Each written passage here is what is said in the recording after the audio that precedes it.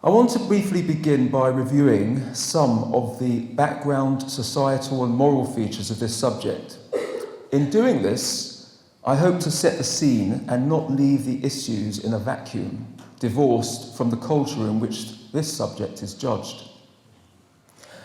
Let's first take a look at language and how abortion advocates speak. When there are radio or television debates about abortion, if one can call them debates, perhaps one of the greatest obstacles we encounter during such events is radical ideology. Radical ideology has no interest in facts, no interest in science, in argument or in evidence, though it will often disingenuously claim all these things. Its primary script is to repeat in various guises its mantras about a woman's right to choose and its corrosive, me-centered ideology. This is an ideology that has attempted to build a veneer of respectability by manipulating language, so what is abhorrent is rebranded into something benign. Killing an unborn baby either becomes a medical termination, a woman's right to choose, women's empowerment, or reproductive rights. The right of the baby to be born counts for nothing where dogma is king. In fact, dogma, when totally separated from the evidence, reason, and argument, is very dangerous. Totalitarian regimes are replete with illustrations where the cause, in other words, state dogma, justifies all kinds of unconscionable means to ensure certain ideological ends are achieved. Totalitarian ideologies hate all moral or factual challenges that will upset, frustrate, and oppose their perceived utopia. So killing innocent life is wrong, they claim to believe, but in the case of abortion, they say there is no human person yet in being. So that makes abortion, they say, morally justified. I vividly recall when I interviewed Lord Steele a number of years ago. He was the architect of the 1967 Abortion Act. In the middle of asking him one of my questions, where I had used the words pro-life, he nervously interrupted me before I was able to finish my sentence, saying, "I am also pro-life." Quite what he meant by that is anyone's guess. It does, however, make me want to suggest here today that we need to take more control of the language we individually use. Yes, we are unashamedly pro-life, but I would argue we are also pro-choice. Let me explain that. A mother who chooses to have her baby has exercised her choice, has she not? This is a positive and life-affirming choice. Why have we allowed the pro-abortionists, as it were, to have an effective trademark or copyright over use of the word choice? What we should be saying is, yes, we are pro-life, but also pro-choice. But it is the choice between life or death for the baby. One choice is life-denying, the other life-giving. Our culture treats choice, I should say only certain choices, in a way that's meant to allow human autonomy, maximum free reign. One of the great problems here is that the choice is promoted in the name of the so-called common good, or in the name of so-called rights, are often very ideologically driven. So are women who find themselves pregnant, who are neither given all their options, really exercising their autonomous choice? It's all about a woman's right to choose, they keep telling us. But let's remind ourselves that neither the UN Declaration on Human Rights nor the European Convention on Human Rights, which, by the way, is enshrined into the Human Rights Act 1998, contains a right to abortion. Abortion advocates love appealing to human rights in their attempt to justify abortion. What they are not comfortable with is this. In the 1959 preamble of the UN Declaration on the Rights of the Child, it states the following: "Whereas the child, by reason of his physical and mental immaturity, needs special safeguards and care, including appropriate legal protection before as well as after birth."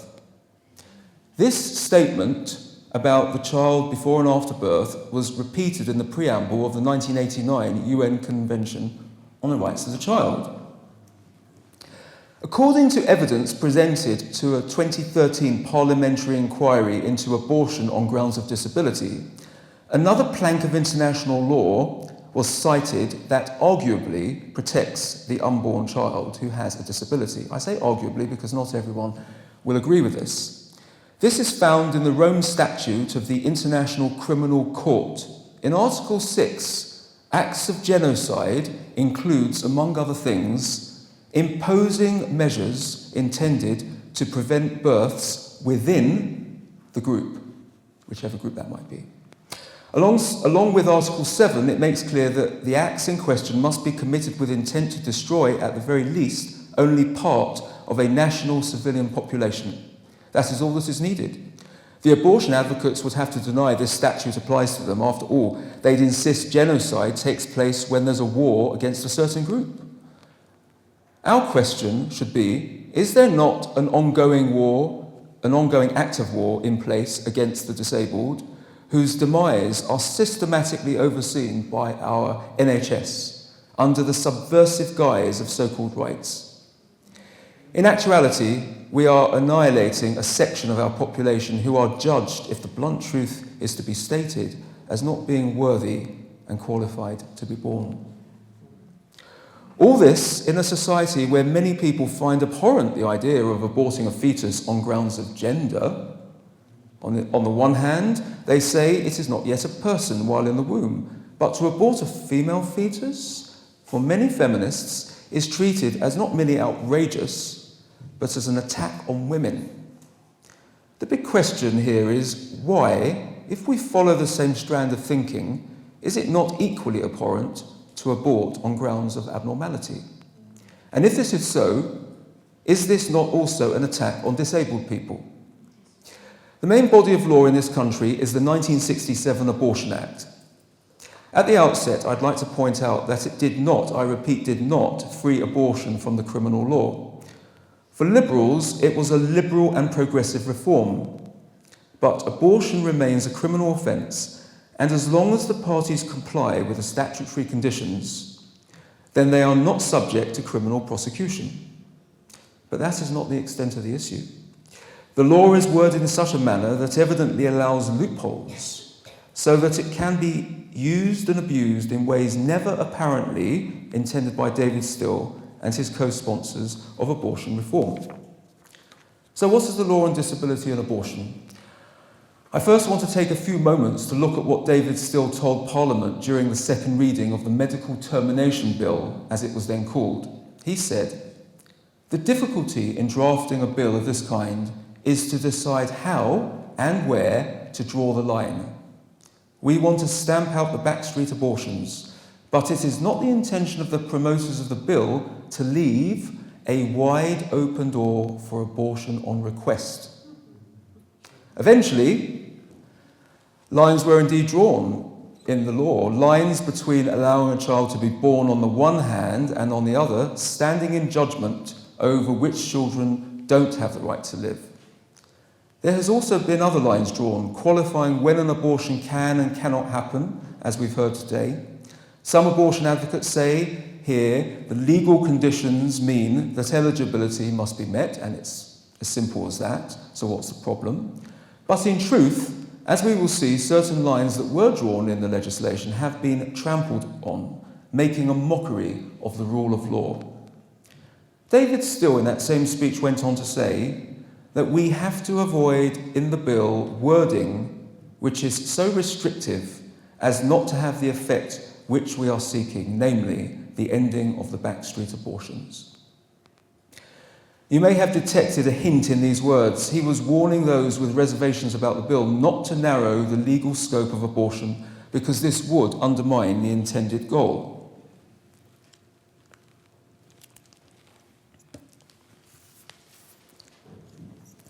The law in the UK accords no human rights to the unborn child at any stage of gestation. Note I said human rights. However, the unborn child is not without some, albeit very limited, protections. For example, the law presumes that from 24 weeks, the fetus or unborn child has acquired viability and therefore can only be aborted in limited circumstances.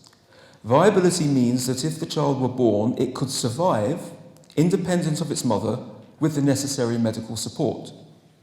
Only when the child is physically separated from the mother by having the umbilical cord cut is he or she treated as a legal person, eligible for human rights and equality protections. Disability is one of the 9 protected characteristics in the Equality Act 2010, alongside gender, sexual orientation, marital status, religion, and so forth. But you get protected by the law only if you're outside the womb. When you're inside, at any point in the 9-month period, for reasons of disability, you can be destroyed. The law governing the area of disability and the unborn child is found in the Abortion Act 1967, section 11D, and many of you will be familiar with the wording of the Act. And it's sometimes referred to as either the Fetal Disability Clause or the Fetal Abnormality Clause. There is no time limit for an abortion when, and I quote, "There is a substantial risk that if the child were born, it would suffer from such physical or mental abnormalities as to be seriously handicapped." Let me just repeat that again. There is no time limit for an abortion when there is a substantial risk that if the child were born, it would suffer from such physical or mental abnormalities as to be seriously handicapped. Now, it is a matter of broad opinion and tense debate what counts as a substantial risk, physical or mental abnormalities, and seriously handicapped.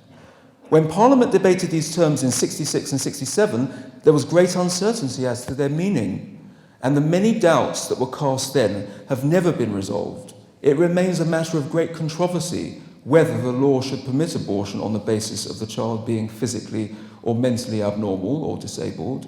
In other words, in the language of the Abortion Act, handicapped. So let's look more closely at the law that's in place. Until 1967, the Infant Life Preservation Act, 1929, provided the following: that any person who, with intent to destroy the life of a child, doesn't say fetus or embryo, of a child, capable of being born alive, by any willful act, causes a child to die before it has an existence independent of its mother, shall be guilty of felony, to wit, of child destruction, and shall be liable, on conviction thereof, on indictment, to penal servitude for life. The 1929 Act was designed to, and I quote, amend the law with regard to the destruction of children at or before birth. End of quote. It recognised that a child was viable from 28 weeks, that is, the child was considered capable of being born alive. The 1929 law permitted an abortion performed in good faith, but only for the purpose of preserving the life of the mother.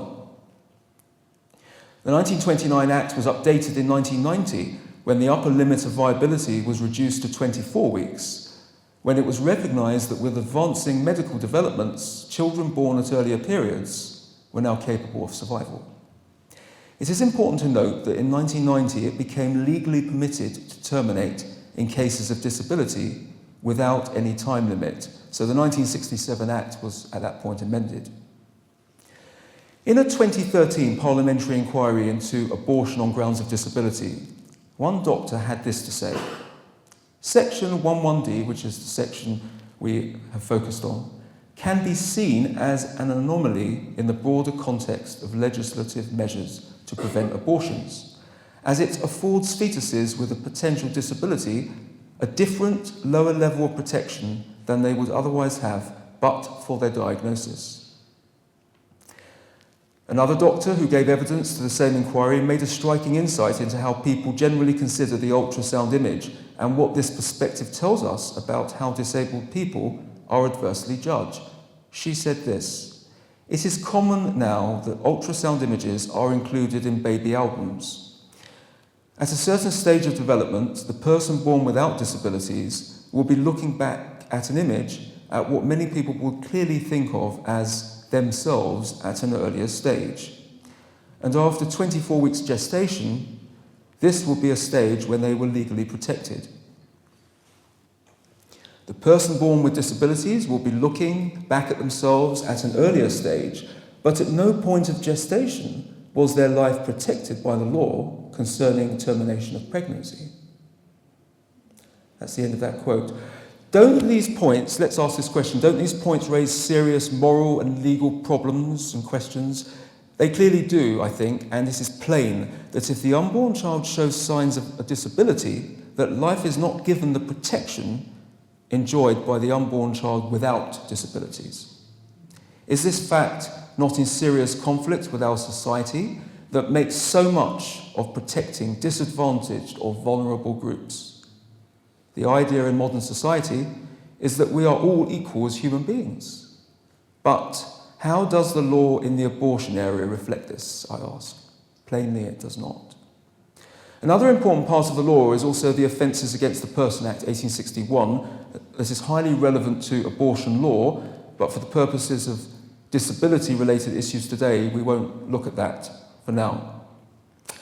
Let's look at what is called Ground E abortions. Ground E abortions refer to the Fetal Disability Clause. The basis of this is that there is a substantial risk, as I quoted earlier, that if the child were born, it would suffer from such physical or mental abnormalities as to be seriously handicapped. In 2018, of the 3,269 abortions, 3,269 performed under Ground E in England and Wales, the division of principal medical conditions were as follows. Chromosomal abnormalities, 33%. Congenital malformations of the nervous system, 21%. Other congenital malformations, 27%. And other conditions, 18%. The criteria used to classify these medical conditions is known as the International Classification of Diseases, which is produced by the World Health Organization. In the same year, women aged 35 and above constituted the highest age group for Ground E abortions. 1,272 from a total of 3,269, which is 39%. In contrast, there were 69 Ground E abortions for women aged under 20, which is 0.3%. There were 618 reported cases of Down's syndrome, 19% of Ground E abortions in that year, and the most commonly reported chromosomal abnormality. Of 111 selective abortions performed in 2018, 111, that is, when the number of fetuses is reduced, 86% of these terminations were under Ground E.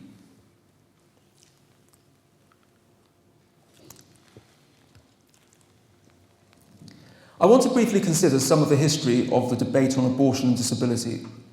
This is intended to offer a window into the mindset that created the current law. One key development was the Abortion Law Reform Association, which was referred to earlier in Linda's talk, created as long ago as 1936, which was made up of socialist feminists. According to the Institute of Contemporary British History, this group was, and I quote, never a mass or even particularly large organisation, but the cause of legal abortion until 1967 owes everything to this small band of activists. Madeleine Sims, who worked as an activist with the Abortion Law Reform Association, was asked by a disabled activist whether disabled people were ever consulted during their lobbying and campaigning work of the 1960s. She asked the following question. I am all for a woman's right to choose to have an abortion or not to have an abortion. And I want to ask you, in the 1960s, did any of you consult with disabled people whether they wanted not to exist simply on the grounds of being disabled? And what consultation has been done with disabled people on whether they should have the right to exist?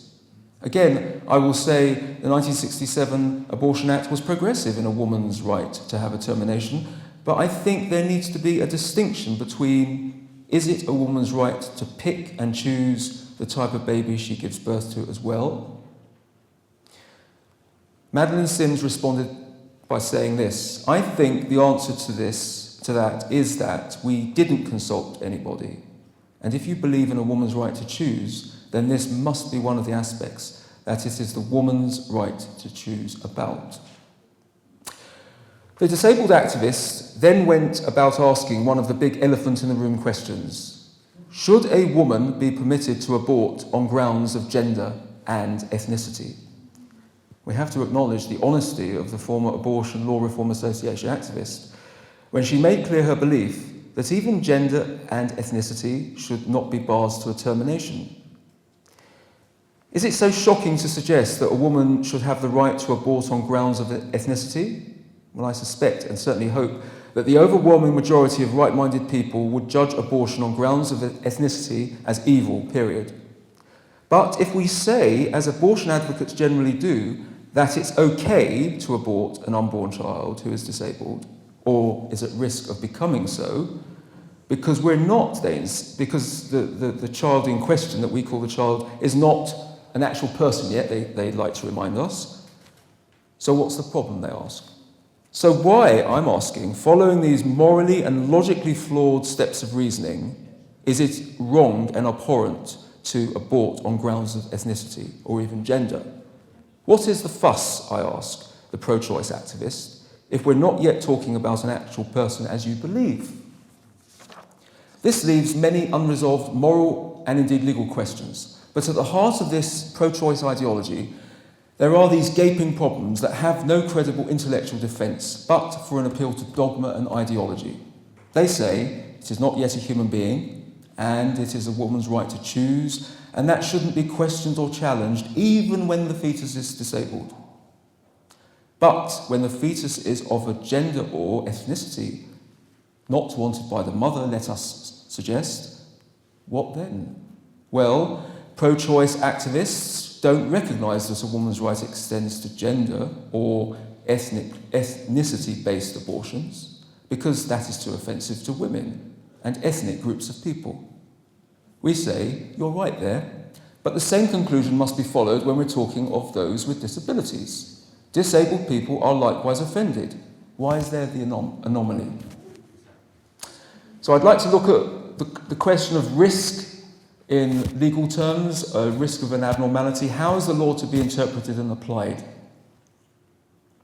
With the wide, diverse and conflicting range of opinions that were aired in Parliament about the meaning of the words in Section 11D, unresolved and pertinent questions remain as to the legal meaning of substantial risk, physical or mental abnormalities, and seriously handicapped.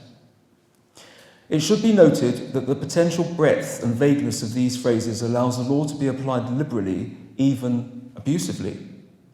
Therefore, a decision to abort can be weighed in favour of a woman seeking a termination on questionable legal grounds, not to mention for morally dubious or shallow reasons.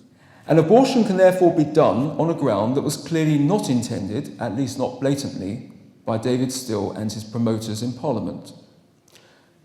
The criminal law in the field of abortion is then potentially relegated to an exercise of ticking the right box, while defying the underlying spirit of and purpose for which the law was originally intended and drafted.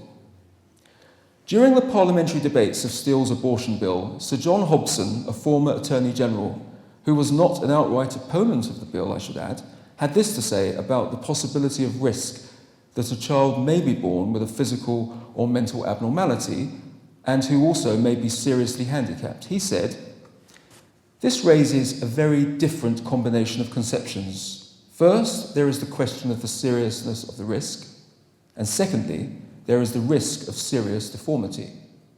These are two quite different subjects." Another MP, Kevin McManara, said, "The phrases which are used, substantial risk, seriously handicapped, are difficult to interpret and are incapable of precise definition. What exactly does substantial risk mean?" He went on to say, "It is almost impossible to give a definition. How are we to measure this? Where do we draw the line?" During the progress of the debates, some MPs attempted to offer reassurance. Their essential argument was that it would be for doctors alone to decide on what risk is in a given situation and how to measure it. Yet others could foresee how this would create problems for doctors. Surely it was for Parliament to make the law and for doctors to be guided by it, they argued. But how can they confidently be guided by the law when what the law allows is open to such a wide license and is so indiscriminate? In fact, the wide discretion doctors were given in law was intentional, as David Still made abundantly clear. So what has been happening during these past 50 plus years? In the absence of a risk of serious abnormality, abortion may still be permitted, albeit by being creative in how the law can be read and applied. Whether or not relevant medical information is known about what is believed to be a serious abnormality, a woman may still be able to abort her child if this is her choice. So let me give you some examples. If, for example, the doctor believes that the abnormality is not sufficiently serious to comply with the law, then the abortion cannot be done according to the statute, or at least section 11D. One example might be a cleft lip or cleft palate. These conditions can be corrected by surgery. In some cases, however, a cleft palate or cleft lip could coexist alongside certain serious genetic problems, so the medical facts may not, admittedly, always be simplistic to read. So, is there a legal loophole that can be used when it is believed the risk of abnormality is not serious, or simply that there is no disability now, but later down the line there is a risk of this? In fact, another legal reason could indeed be cited, even though this arguably defies the true purpose and spirit underlying the law. If a doctor believes that, in the words of the Abortion Act, and I quote now from the Abortion Act, continuance of the pregnancy would involve risk greater than if the pregnancy were terminated, or injury to the physical or mental health of the pregnant woman or any existing children of her family, then, now I'm speaking, then an abortion can be done even though the risk of disability may, for example, be small or very remote. But if this reason is used, then it must be within the 24-week limit. But if a mother relies on the fact of the fetal disability clause alone, there is no time limit for abortion. There only needs to be a risk that if the pregnancy is continued, then various adverse outcomes may follow in terms of the woman's mental or physical health or to the existing children she has. But these outcomes could be so theoretical that they don't actually reflect the facts. So on the question of mental health, two doctors need only recognise the mere possibility that the woman could or might become depressed if she gives birth. This is enough to tick the right box and to be seen to be complying with the law, even though on the facts, the real reason is that she may not want her child because of a small but not serious disability. Two registered medical practitioners must hold to this opinion in good faith for compliance with the law. The truth is that one doctor will typically sign off the form for the termination, while the second doctor, who is the other signatory, trusts what the first doctor has decided when seeing the woman face to face. Let's remind ourselves that the whole realm of risk is not easily qualified or measured, and the wording of the Abortion Act is sufficiently vague or wide enough in scope to permit a broad application. Is the risk one that is merely possible, probable, or actual? These are some of the questions that were debated during the passage of the Medical Termination Bill. These are not new questions. These have been thought about for quite some time now. So these are some of the many questions that were raised during the passage of the bill in Parliament when concerned parliamentarians raised these worries, these anxieties. But we are none the wiser today as to the actual medical meaning of these words and indeed the legal application. All this leaves several serious problems about which there are not medically objective answers, but where instead answers can be created or imagined because the law's provisions have such great latitude. Unless the risk being appealed to here is properly qualified, the law's wide scope therefore allows for a very broad interpretation and application. I'm deliberately repeating a few of these points because this is what the issue is legally and medically. Morally, we know all these things need to be seen together. The law is so carefully worded and it's designed to allow as many people to have their so-called right to an abortion, even though arguably a number of the promoters of the bill in Parliament did not really endorse that at the time. So the risk, they say, these are the abortion advocates, they say to the future woman's mental health, if she delivers her child, could in fact be very remote to the point that it is merely theoretical. That's something to recognise. On the question of a woman's future mental health, either post-abortion or post-childbirth, a number of questions arise. If a woman requests an abortion, and where it is believed there is a small risk that the child, when born, might have a physical or mental disability, the doctor merely needs to consider only the possibility that her mental health will suffer should she give birth, and, crucially, irrespective of the outcome of whether the child actually turns out disabled in any way. Another strand of this that's often conveniently ignored is the very real risk to the woman's future mental health when she aborts her child. There is a growing body of credible evidence supporting the idea that a woman may actually put her future mental health at risk if she has an abortion, though it must be recognised that this is not held by a consensus of experts.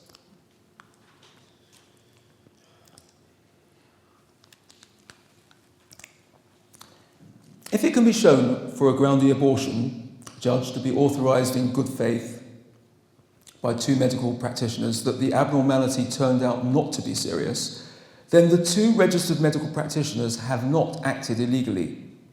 The key point here is that if they acted in good faith, namely they acted in accordance with what is taken to be their reasonable medical judgment, while they are assumed to have intended to be legally compliant, then they are treated as having done nothing unlawful. A number of theories have been put forward as to why the law allows abortions for reasons of disability. Some say it is not about disrespecting disabled people, but about whether the mother is psychologically ready for the challenges she will face bringing up her child. And in any event, they remind us, the fetus is not yet a person. Others, like myself, argue on the basis of some uncomfortable truths. We say the law doesn't allow abortion on grounds of gender or ethnicity, whether you believe the fetus is a person or not. So why for disability? The answer seems to be this. Abortion law in this country is effectively a eugenics charter. Society's claim that there is equality of all people, especially those who are disadvantaged, is one of the modern myths people have come to believe. Another of modern society's myths is that we don't judge others. After all, who are we to judge? Who are we to condemn? But another of the arguments supporting the destruction of disabled children, because that's really what this is, when we cut through all the niceties, is that the child won't have a quality of life. That's what they like to remind us. I remember Mary Warnock telling me when I interviewed her that some children, if born, she said, won't have a reasonable quality of life. But who are we to decide this question? The dangerous and inconvenient truth is that if we take it upon ourselves to make these kinds of moral judgments, then it follows that infanticide can be permitted with the necessary controls. In fact, some so-called experts already publicly endorse this position. It is ironic that I will close with the words of Leo Apps, the Welsh lawyer who became one of the most influential Liberal parliamentarians of the 1960s. While he was not absolutely opposed to abortion, he made his deep concerns known to Parliament about legalising it.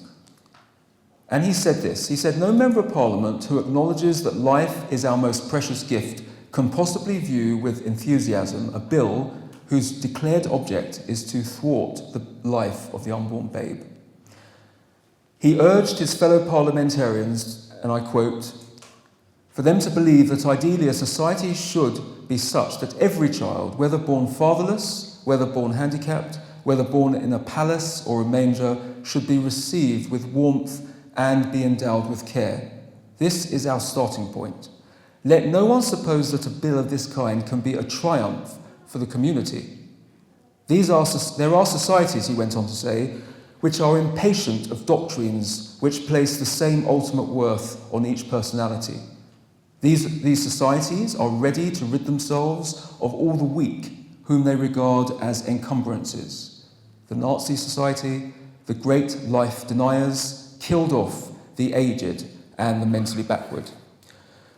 Very briefly, before closing, I want to highlight two primary points.